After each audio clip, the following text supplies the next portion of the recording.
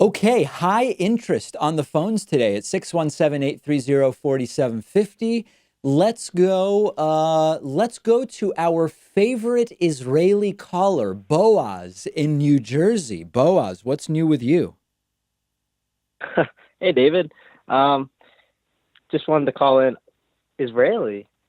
No, Are I'm you kidding. I'm kidding. Israeli? But your name is a very popular name in Israel. Really? Oh, okay. You didn't know Awesome. that? Um, no, no. I thought it was popular in India. I didn't know it was Israeli. Oh, okay, very good. Yeah, yeah. And I've only met one person in the United States with the same name as me. Fascinating. That was in San Francisco. Yeah, Okay. crazy. Um, so I'm calling today. Just wanted to get your opinion on um, libertarian auditors. There seems to be a pretty large community on YouTube, and I'm wondering if you have followed that by any chance. No, not at all. Can you tell me about it? Yeah. So essentially, these are libertarian right or left, and they essentially check the government. So they go out to public buildings um, and they practice their rights to record and to do this or that, and they usually do this as a practice to catch uneducated officers or law enforcement who don't quite know the law, Oh. and it's kind of an educational tool. Yeah, Yeah. yeah. So is this similar to the Well, people that deliberately go to like the border patrol checkpoints and assert that they don't have to provide any ID, or they go to sobriety checkpoint? Like there's people that seek out conversations and confrontations with law enforcement to film it and then put it on YouTube. yes, yeah. It's quite similar. Got it. Listen, my view Um, is I'll answer your question more specifically, but I find it pretty entertaining to watch those, but I also find it to be kind of a sad waste of time for the people doing it. right.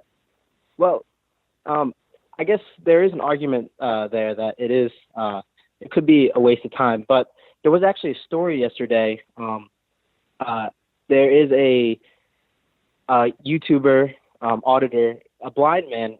His YouTube channel is Blind Justice. He actually uses cameras as an assistive device. Because he goes back home and places where he goes usually by himself. He has his wife review them, and she gives him information on the places he's been. But he also uses it to try to, you know, um, practice his rights to use a camera and to go to public places. Right. Well, it turns out that he went in Guilford, North Carolina. He went into a public health office, and he was actually like assaulted and battered and taken to the hospital by a security guard who refused to identify himself, and it was kind of crazy. I was just that's just a and it was uploaded automatically to live stream, so it was really crazy. I guess the counter argument could be that I think it's important to show people, like, I don't know, specifics of their rights. You know? Yeah, listen, Boaz, here's my thought on this. I can see it both ways. Like, on the one hand, if people have a right to film and they're being told they can't film, that's wrong, and we should make sure that people know the policy and all of that stuff. And I totally respect that, and I'm with that. At the same time, being known for like, hey, I went to a public health building and they didn't let me film, but I uploaded it, so now everybody knows that you can film there. I feel like there are bigger fish to fry. There's lower hanging fruit. I don't know. It's hard for me to get too fired up about like that's the issue.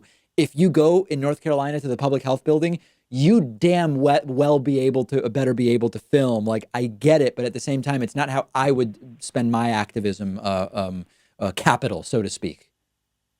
Right. No, of course. And last point, or uh, yeah, last point. Good.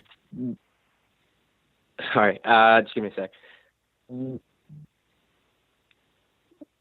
I think it's actually kind of an important connection to make, because I feel like a lot of these libertarian auditors are come from the right side of politics, are generally conservative, Yeah. but they can share a lot of the same um, opinions about police officers and law enforcement and local city officials, that maybe certain communities, like black communities, like as a black man, like in New Jersey, I see the kind of distaste as a black man in a white suburb that police officers have towards me. If I were to go around Hold on a second, with a Boaz. camera, You're like, Boaz. You're a black yeah, man. yes, I've never heard of anyone named Boaz who was black. That's interesting. And you're saying your family's Indian?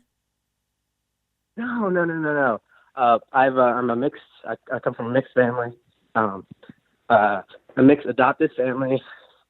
Middle name's Hebrew, it's Shalom. German, West African, Native American, whole lots of stuff. Okay. Pretty weird. Well, listen. Yeah. So I think what you're pointing out is the social libertarians often Right. are on the left and the right. There's a lot of overlap in social civil libertarianism from left to right. It's on economic libertarianism, excuse me, where left and right tend to sort of split off. But yes, you're absolutely right that there can be an alliance there. Boaz, I appreciate the call. I hope to hear from you again. I'm going to move on because I have a lot of people holding.